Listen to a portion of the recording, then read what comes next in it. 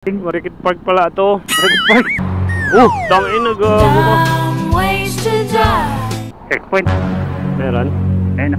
Wala, di na tayo paparahin yan. First time ko makaride ng ganito. Yung Duke 390. Sabi ko magkakaroon ako na ito. Previously. Kilala ko to ah. Ang haba ng leg. Marites to.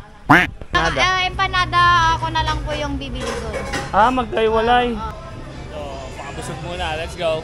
May lisensya rin pala yung mga ano tawag sa mga naggaganto ng ano Sam? May lisensya rin pala yung mga ano tawag sa mga naggaganto ng ano Sam? Puchero license. Puchero license. Okay.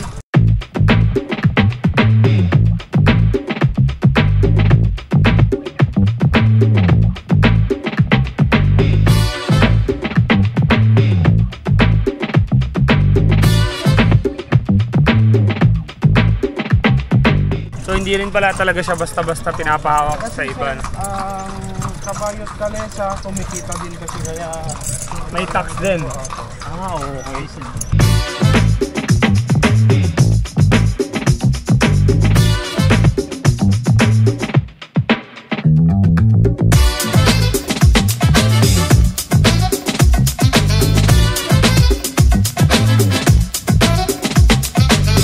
So hindi lang basta-basta pwede kang magano basta may kabayo ka. Solid. So pag nagpagawa ka ng bahay dito, talagang kaya hindi pwedeng hindi pare-parehas, no?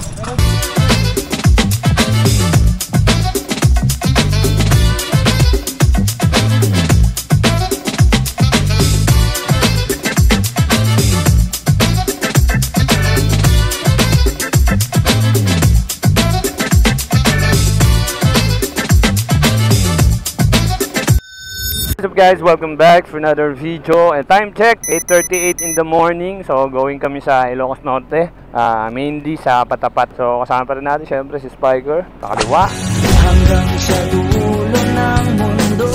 And let's go, ride out. Okay, wait lang. Nag-picture yung ano ko eh. So dito kami nag-transient pala sa DYJ home. So okay naman, maganda.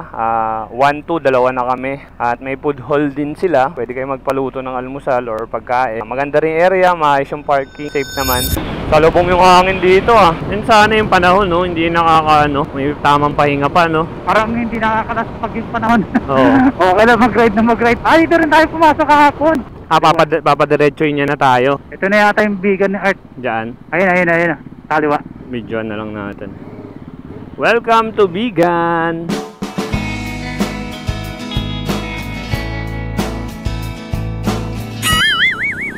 Kanan?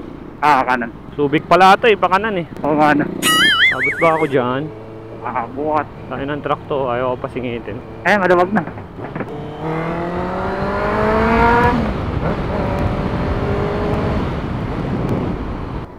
Gulsa. Lalaki ng truck ah.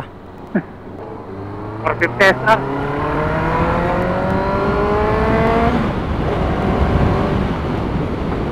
Naka CF Moto to. Uy, sumisibang yung CF Moto. Oo. Kaya na. Sabay kaya sa atin yun? Sabay yan. Humilingon pa eh. Taas din na rumekta niyan. Nagda-200 din yan. Hinihintay ako. Gago. Bumibreak pa yan. Luwang-luwang. Pinapahuna ako. Bumipis tol. Pumipis. Pinahuna ako tapos pumis. Pipis, tapos mamaya overtaken ka. Oo. Mahabang diretso yan eh, no? Hindi na ako nagmapa eh. Sige, diretso lang naman to. Nakarangan yung Odo. Lock naman talaga, pinaghahanda, no? Merong panibagong top speed sa part 2 ah. Testingin ko kung kaya mag 200. Basta mahabang diretso. Ayan. Basta kailuhan mo ng maganda. Oo. Magbaba ka ng gear. Kaya nga eh. Kahit sa 4th gear ka mag-umpisa. Tangin na, sa 3rd gear nga yung kahapon eh. 3rd gear ka mag-umpisa. Quinta pa lang talagang na eh. Isagad mo. Bago mag-change gear, no? Oo. Ilan ba yung RPM niyan? 14K. 14. Mag-change gear ka sa 10. 10. Sa 10. Sa 10 nga yung kahapon eh. Kaya pa yun talaga. Kitang-kita naman na kaya. Kaya yan. Kaso natakot lang ako, ubos na yung daan eh. Bitin na yung daan talaga. Alam ko rito sa Panorte merong straight dito. May aeroplano rito. Marikit Park pala to. Marikit Park. Andun pa aeroplano, di ba? Oo, nandun pa. Uy, sumibak yung click oh. Tangin na gago ko. kunyari hinto, dyan na siya. Tapos biglang hahabol, no? Biglang hahabol. Pasok! Traffic!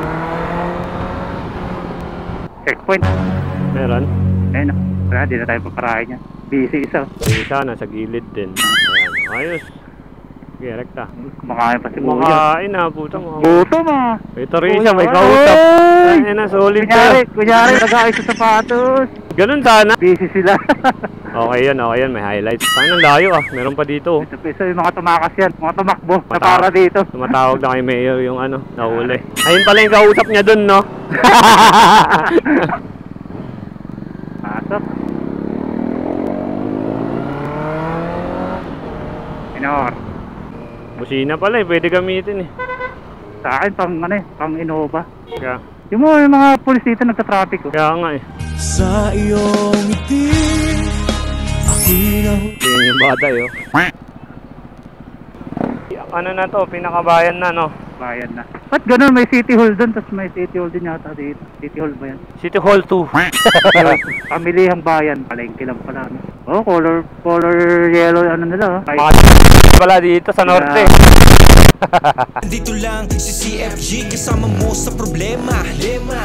Pag-ibig lang yan, ibaling mo sa biyahe. Hawakan mo na ang manibela. Halika na sumama, limutin ang lungkot at sakit na nararamdaman. Kahit anumang pasan, lahat malalampasan. Basta tawanan mo lang, isipin lamang positibo. Lahat gagaan. Hey bro, namin na palagi kang Bitin yung daan? Ay, delikado tong may mga tubo-tubo na to. Oo ha, putang ina. Nasa final destination yan. At susunod sa ganyan. Kahit puro tali yan. You know? Tong ina, ongos Ano? nun ah. Mong ginto laman nun ah.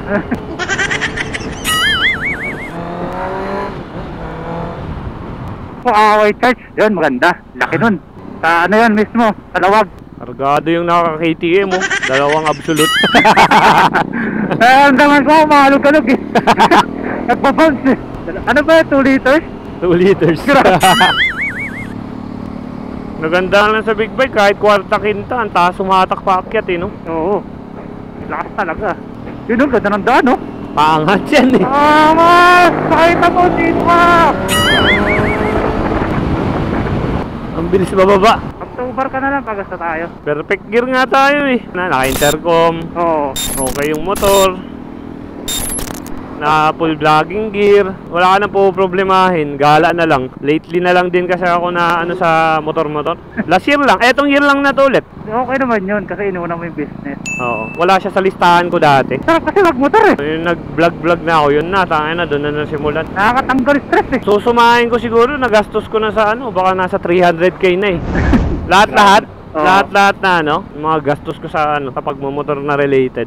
Basta nag-enjoy ka eh, no? Dahil dyan, sobrang thank you sa inyong lahat. Maraming salamat. Hindi ko rin na-expect na ganyan nakalaki yung nagastos ko. Pero syempre, dahil nag-enjoy ako sa ginagawa ko at sobrang saya ko sa mga bagay na nagagawa ko dahil sa pagmumotor, sobrang thankful ako. At syempre, dahil nandyan kayo, patuloy kong gagawin yung mga bagay na nasimulan ko. Hindi ko rin na-expect na ganito na rin pala kalayo ang narating ng CFG Motovlog since last year. So, matagal na akong nagbablog before, pero hindi ko inaakala na sa motovlogging ko pala makikita yung parang tunay na purpose ng pagbablog. Para sa akin ha, para sa akin. Sobrang thankful ako na umabot ako sa ganitong point na hanggang sa hindi ko alam na ganun na pala kalaki nagagastos ko dahil sobrang saya ko sa ginagawa ko. Siyempre, napaka-thankful ko pa rin kahit papaano may mga taong sumusuporta sa akin sa paligid ko. May mga taong gusto yung ginagawa ko. Hindi man ganun karami pero alam kong maraming naniniwala na mas malayo pa yung mararating ko sa CFG Motovlog at syempre sa mga plano ko sa buhay na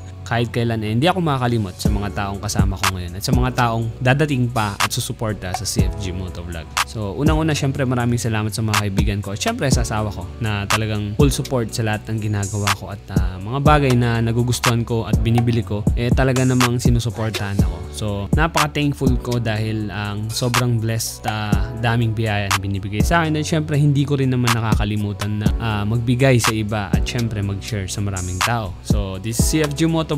Maraming salamat sa inyong support. Kung saan man ako makarating, sana kasama ko pa rin kayo. Thank you very much. Pero sulit naman. Sulit naman. May vlog ako ng 2019. First time ko makaride ng ganito, yung Duke 390. Sabi ko magkakaroon ako na ito. So guys, ito na. This is it!